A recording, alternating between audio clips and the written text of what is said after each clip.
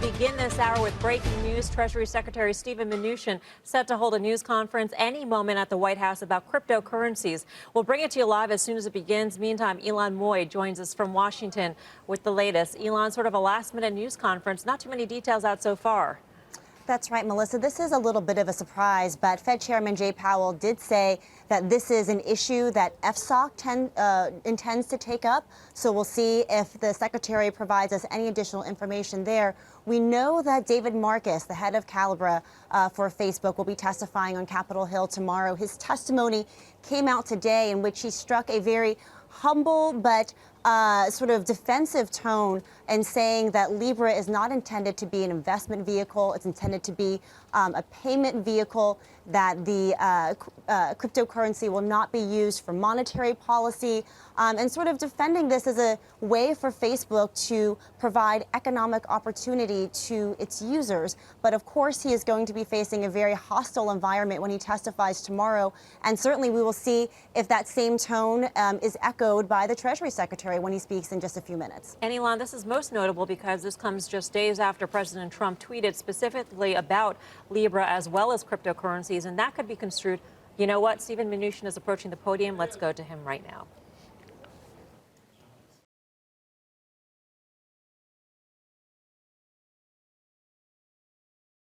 Recently, as you know, there's been a great deal of interest about digital assets, including cryptocurrencies such as Bitcoin and Libra. There are many regulatory and supervisory questions regarding Libra, virtual assets, and virtual currencies, but I will focus primarily on the serious concerns the Treasury has regarding the growing misuse of virtual currencies by money launderers, terrorist financiers, and other bad players. This week, representatives of Facebook's Calibra project will go to Capitol Hill to discuss their proposal for a cryptocurrency, the Libra. At the Treasury Department, across the U.S. government, and with the international financial community, there's been a great deal of activity recently related to the regulation and the treatment of digital assets and cryptocurrencies. I'd like to give some brief explanatory remarks about what we've been doing on this front, since there's lots of interest, and then I will open it up to questions. Last month, the Libra Association, a consortium of 28 businesses, including a Facebook subsidiary, announced that it is developing a cryptocurrency called the Libra. The Treasury Department has expressed very serious concerns that Libra could be misused by money launderers and terrorist financiers. Cryptocurrencies such as Bitcoin have been exploited to support billions of dollars of illicit activity like cybercrime, tax evasion, extortion, ransomware, illicit drugs, human trafficking. Many players have attempted to use cryptocurrencies to fund their malign behavior. This is indeed a national security issue. The United States has been at the forefront of regulating entities that provide cryptocurrency. We will not allow digital asset service providers to operate in the shadows and will not tolerate the use of the cryptocurrencies in support of illicit activities. Treasury has been very clear to Facebook, Bitcoin users, and other providers of digital financial services that they must implement the same anti-money laundering and countering financing of terrorism, known as AML-CFT, safeguards as traditional financial institutions.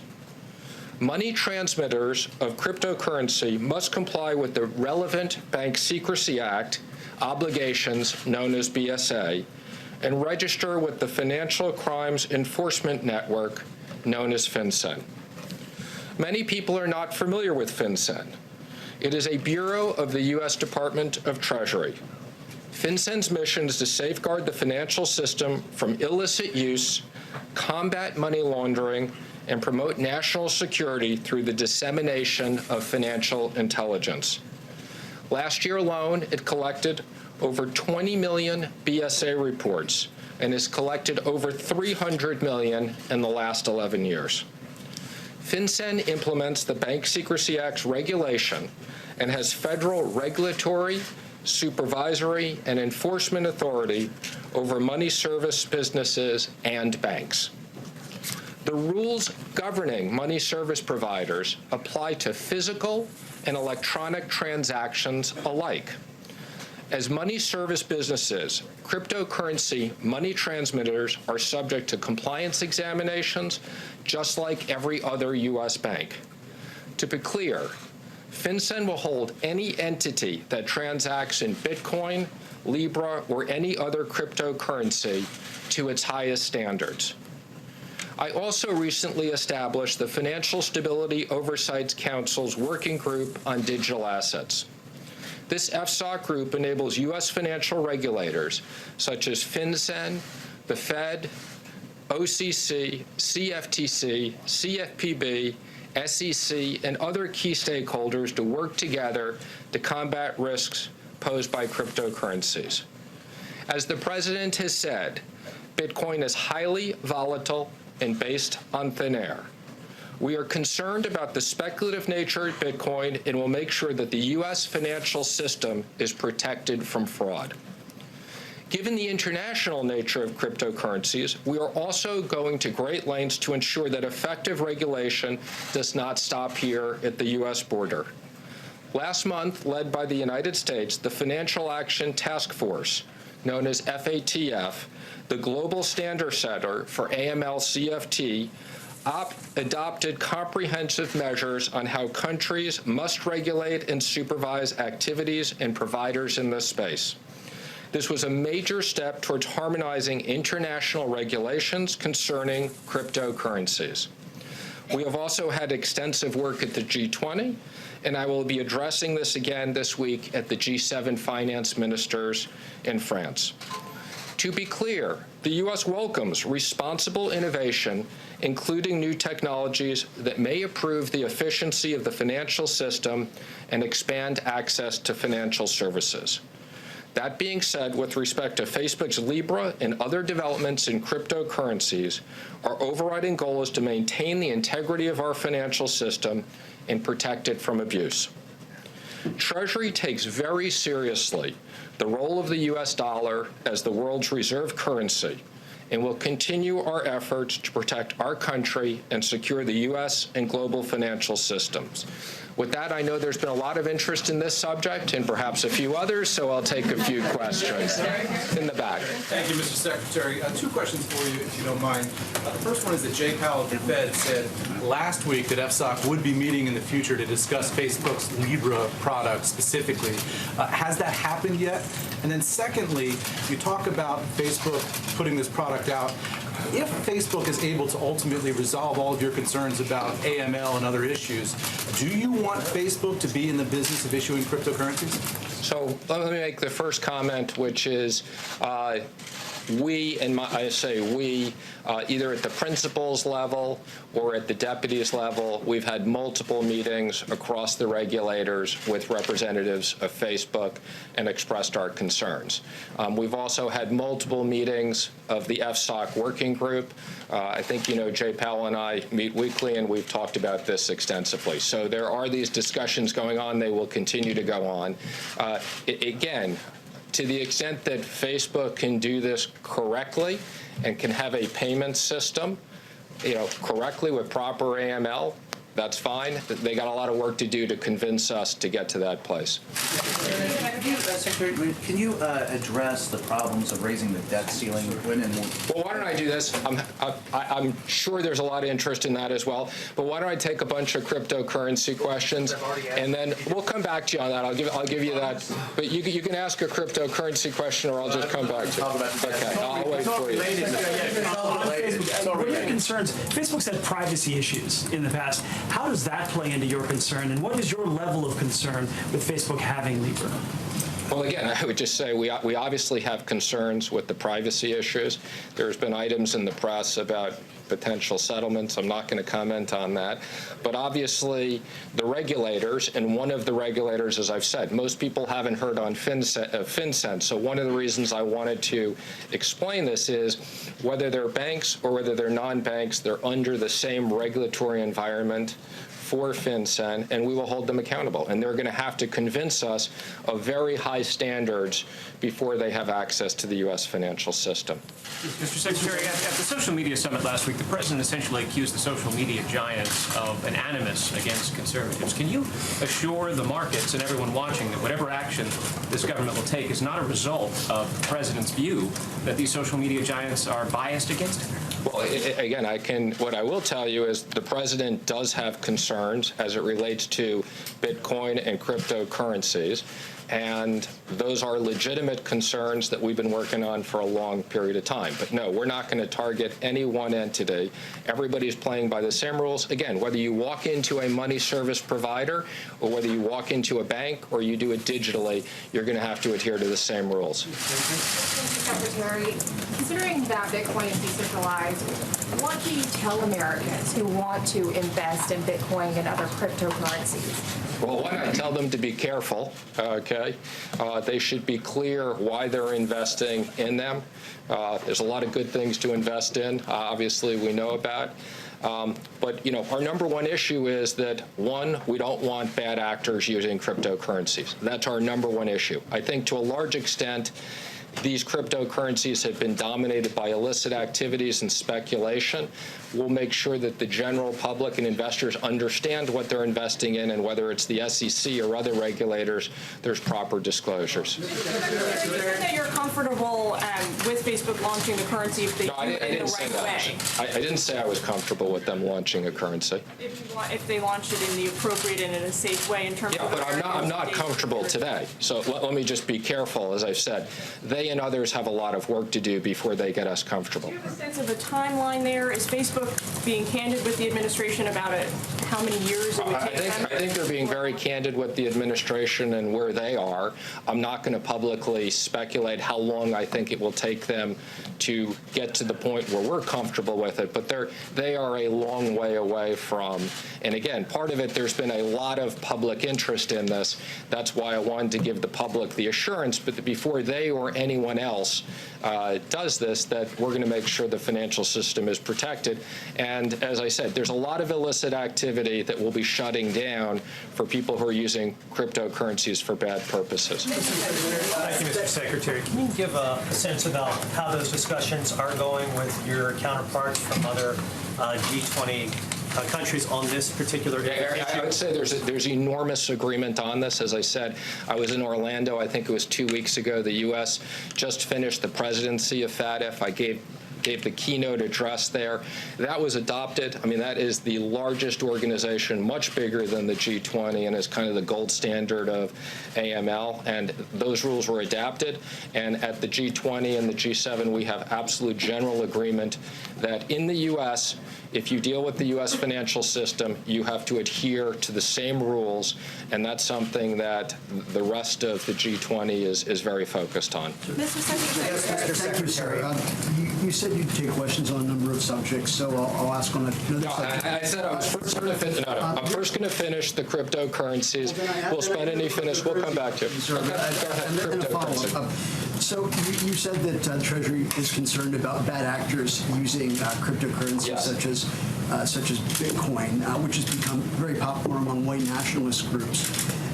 What sort of actions is Treasury taking to stop these bad actors from using these decentralized cryptocurrencies? And I have a follow-up, sir. Okay, well, I'm not, as it relates to any specific group, I'm not going to comment on any specific group. But what I will tell you is that FinCEN has multiple investigations going on. There have been enforcement actions. There will be more enforcement actions. We're going to beef up our resources for regulatory oversight. This is something we're absolutely focused on and on top of. Well, you have me ask a follow-up other questions. We're going to try to give everybody one question. Mr. Secretary, what specifically, language-wise, are you looking for out of the G7 finance ministers meeting on it? And are you confident that you'll get a a statement that has some teeth. I'd say, again, my understanding is that, there'll be a chairman's report. There won't necessarily be a communique in general, but I leave that to the French. I will say we have working groups at the G7 and G20. This has been in the G20 notifications. I think, we got a lot of interest in the digital tax. We're focusing on the international tax issue, but this will definitely be high on our discussion issue. Yeah, Secretary, back in March, Treasury imposed restrictions or sanctions on the Venezuelan cryptocurrency, the petro, and our understanding is that the Venezuelan regime is still trying to keep it afloat. Can you give us an update on the results that you've gotten from those restrictions and whether or not you have any knowledge that the Venezuelan regime is trying to keep it afloat? I'm not aware of anybody who's really using that or it's taken off or had any success whatsoever. So the restrictions worked? Absolutely. Mr. Secretary, aren't you afraid of painting everybody with the same brush? You have some of the cryptocurrencies that have been going to CFTC, they've been going with the IMF and Lagarde and the ECB and every regulator getting this done in the rules, and Libra sort of comes up. So you're sort of putting everybody in the same, painting the same brush for all the. No, I don't think we're doing that at all. Matter of fact, as I said, one of the reasons why I wanted to speak about this is there's been lots of activity that's been going on for the last year on this, and whether it's Congress or other areas of the press, because of Libra, it's caught a lot of attention, and people weren't aware of all the work that's been going on. So that's the purpose. So can we go back? Let me know when you're ready for that one. Can I cross over to Okay. Any more crypto before we move on to? Yes. I wonder if you can be specific as to the illicit actions that you're referring to. Can you give us some examples so the American people can know if they're interested in getting into cryptocurrency, what things to avoid? Well, again, if you're dealing with a legitimate entity in the U.S., those legitimate entities that are attached to crypto are indeed subject to the Know Your Customer rules and AML. If you're looking to use Bitcoin to go through those entities and go on the dark web and think you're not going to get caught, you're going to get caught. So this is a warning. If you want to use it for speculation, that's one thing. If you want to use it for illicit activities, we're going to put the full effort of the U.S. Treasury and the regulators onto that. What are illicit activities? Do the new regulations favor traditional banks, maybe in the same way? No, this is intended to be a level playing field. Whether you're MoneyGram or you're a bank or you're an online or you're PayPal, this is intended to be a level playing field. And again, what we do encourage, and there's been a lot of financial innovation away from traditional banks for electronic payment systems. Lots of people use electronic payment systems in dollars very effectively, and we'll continue to support those activities. We want technology to evolve. Yes. Do you believe that the rise in Bitcoin value was fueled by fraud? Have you seen evidence of that? I'm not going to speculate. I have no idea why Bitcoin trades where it is. I'm not commenting at a high or low. Again, I'm here to talk about the regulatory environment and warn people against illicit use. Hi, Secretary. As a member of the cabinet, the president today talked pretty extensively about his tweets about these 4 congresswomen. Do you find the president's tweets racist, and what do you make of white nationalists praising those tweets? Again, I think the president, I don't find them racist. The president just went on and clarified his comments. I think he speaks for himself on that, and he was very clear. But again, we're focused on cryptocurrencies, and then I'll do some debt ceiling stuff. Why do you think they're not racist? I could have a follow-up. Mr. Secretary, why did you push back the $20 bill redesign with Harriet Tubman? Was it to help the president save face? Because he has suggested that redesign was done out of pure political correctness, and even suggested she should be on a less popular bill. Okay, well, I'll take it we're now going to switch off of cryptocurrency to some other things, so I'm going to give you the benefit of that. Then we'll talk. I'll give you some brief debt ceiling. I'm sure there's some interest in that. Again, there's a lot of misinformation, okay, on this issue. And I've received letters being accused of postponing this and everything else. So again, this is a non-political situation where the primary objective of changing the currency is to stop counterfeiting. And if you look at the $100 bill and what went into the $100 bill, that was over a 10-year process. What people don't understand is when it comes to counterfeiting, and again, protecting the currency is my responsibility, there are multiple ways we protect the currency. Some of these are physical things that you can see, like when you look at the $100 bill and you see the thread. There are security features that you can't see. Okay, there are security features that are limited to the government being able to see. So we don't advertise what all the security features are. But these are very complex things that once they're developed, then require different machinery to be made and a different manufacturing process. So the new currency is not going to come out for a long period of time. When people talked about the design, and again, the design starts with the security features, okay?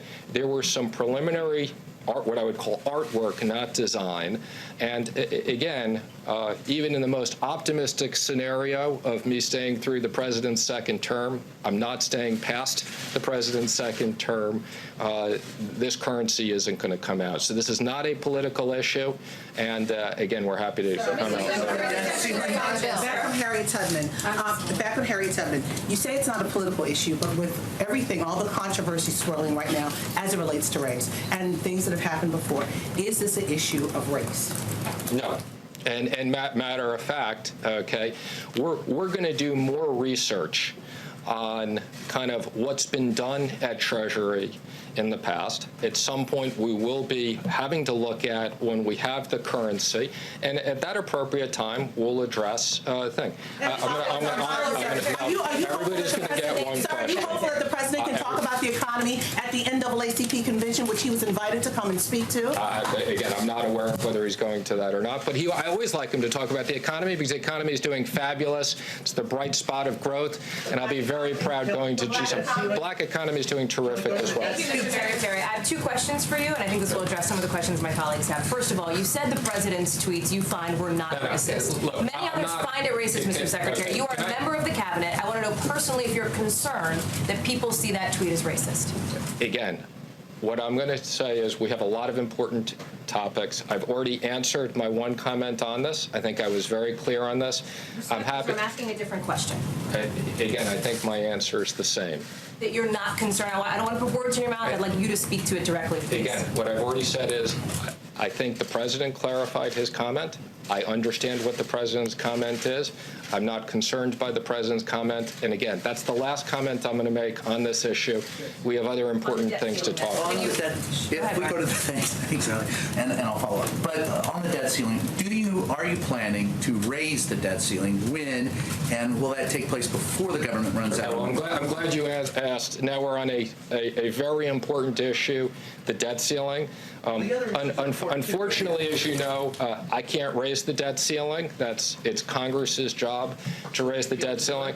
What I have said, and given the importance of this, we run multiple scenarios of how we predict the government's cash flow. I think hopefully everybody would agree that to the extent we want to limit spending, Congress has the right to limit spending. But once we agree to spend money, we have to pay for it, and the credit of the United States government is the utmost importance. So the debt ceiling has to be raised. One of our scenarios triggers a problem the first week of September before they get back. So I have urged Congress to raise it before they leave. So do you see a government shutdown looming? Mr. Secretary, with regards as a follow-up. I don't see a government shutdown looming. Again, that's not an issue until the end of September, and I have no expectation that there'll be a government shutdown whatsoever. To follow up on the issue of the debt ceiling, is a short-term extension, if you're unable to get a longer-term deal that would punt until October, is that on the table? And can you just describe the nature of your negotiations with Speaker Pelosi on this issue? Reportedly, you guys had that phone conversation on Saturday night. Yeah, the Speaker and I have been speaking regularly. I think we've had very productive discussions. I also spoke to Mitch McConnell and Kevin McCarthy and others over the weekend. I've been working very closely with Mick and Russ, and I've had daily conversations with the President. I met with the President this morning. We updated him. I expect to speak to the Speaker again later today. I think there is a preference on both parties to the extent we can agree on the debt ceiling and a budget deal, that is the first choice, and I think we're getting closer. I would just comment that, the President very much cares about the VA.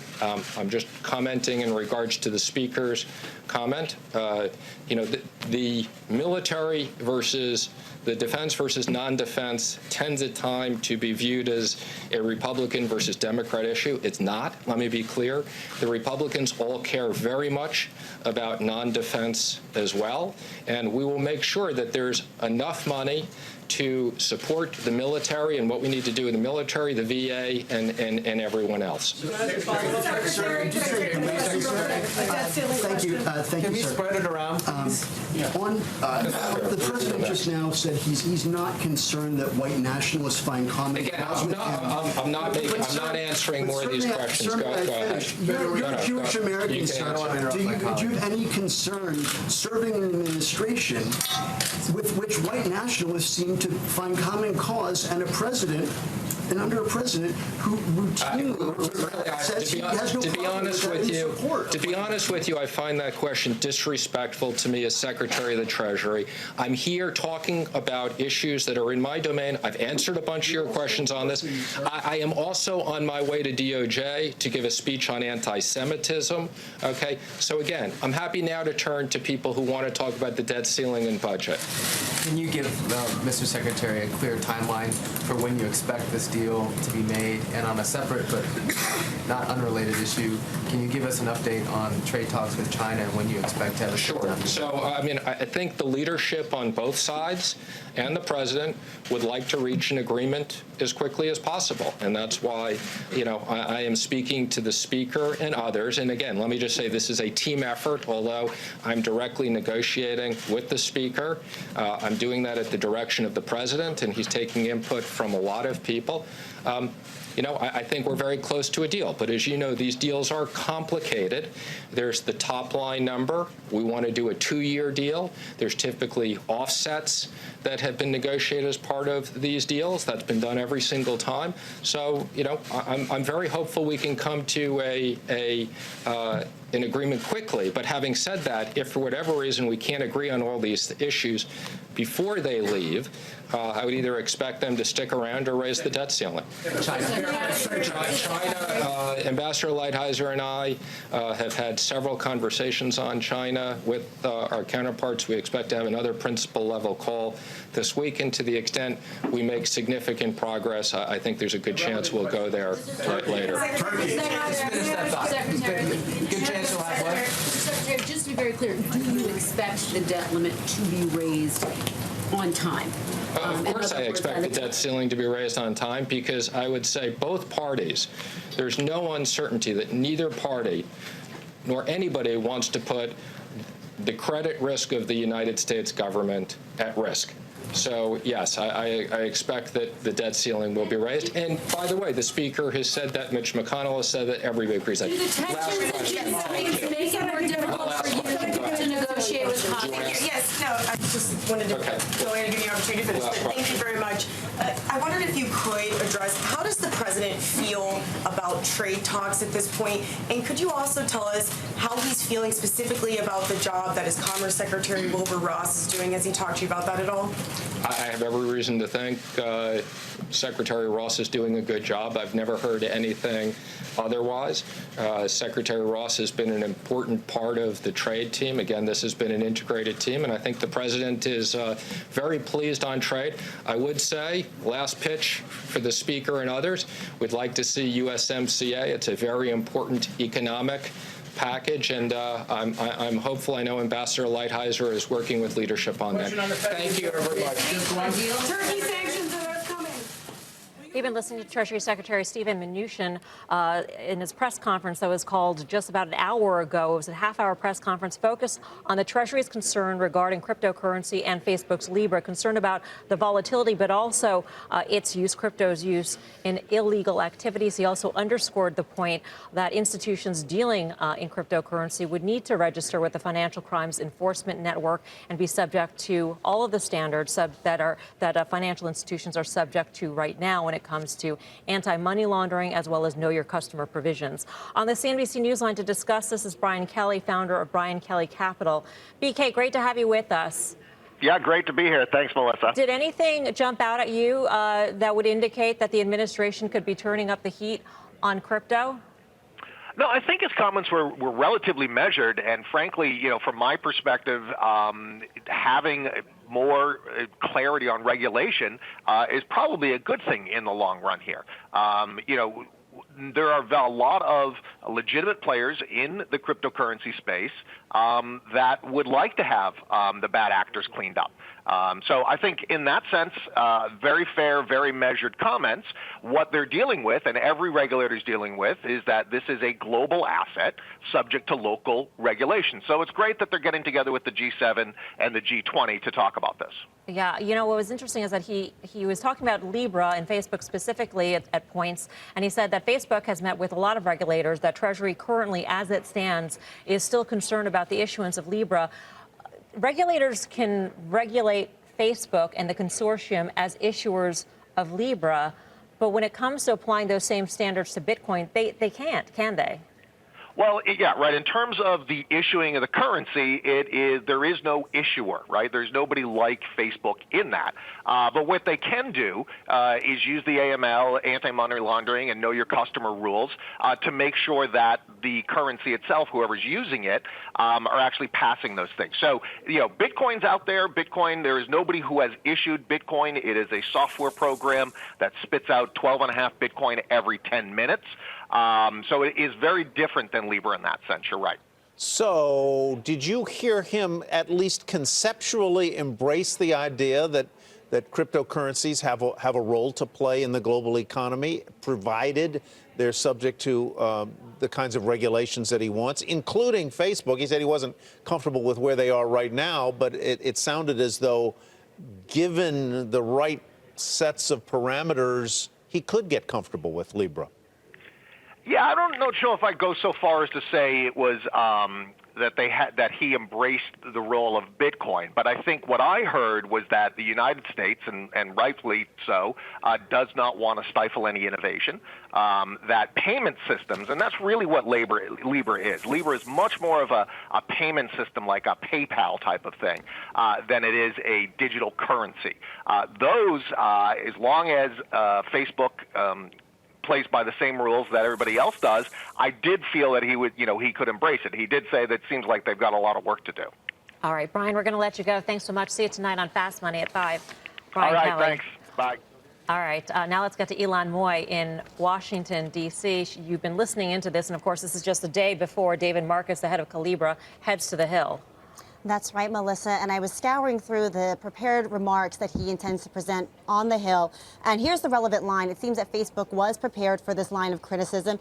He says the Libra Association is committed to supporting efforts by regulators, central banks, and lawmakers to ensure that Libra contributes to the fight against money laundering, terrorism, financing, and more, and kind of points the finger at cash transactions as being a place where a lot of illicit activity happens. So this is clearly a line of attack that Facebook has been prepping for. They intend to push back against the concerns raised by the Treasury Secretary, but it's also an area where lawmakers have done a lot of research as well. I got a hold of some background documents that's been circulated amongst the Democrats who will be holding their hearing on Wednesday, in which they point out out several national security concerns involving Libra, including how you identify the person who is holding that particular token, what compliance standards would apply in the case of this new type of currency, and how the association would manage issues like sanctions, stolen asset recovery,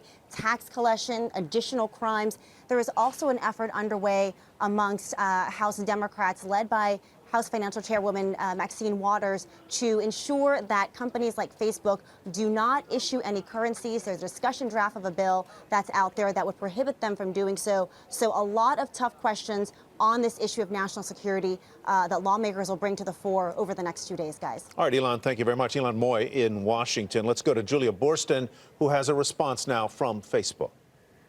That's right, Tyler. I reached out to Facebook as Secretary Mnuchin was making his comments that were so critical of Libra and Facebook's role with the cryptocurrency. Yeah, Facebook telling me that they anticipated critical feedback from regulators, central banks, and lawmakers around the world, and that is why they announced Libra a year out from its anticipated creation so that they could have those conversations. Facebook also directing me to David Marcus, who runs Calibra, Facebook's cryptocurrency arm, into his Facebook post on July 3rd, in which he really stresses the fact that they are open to feedback from a range of different players on this, and also that Facebook is not running the Libra currency. It is just one of 28 organizations currently involved. Guys, back over to you. All right, Julia, thank you. Julia Boorstin in Los Angeles with Facebook's response. Joining us now is Brent Thill. He covers Facebook at Jefferies. He's bullish on Facebook with a buy rating at $230 price target.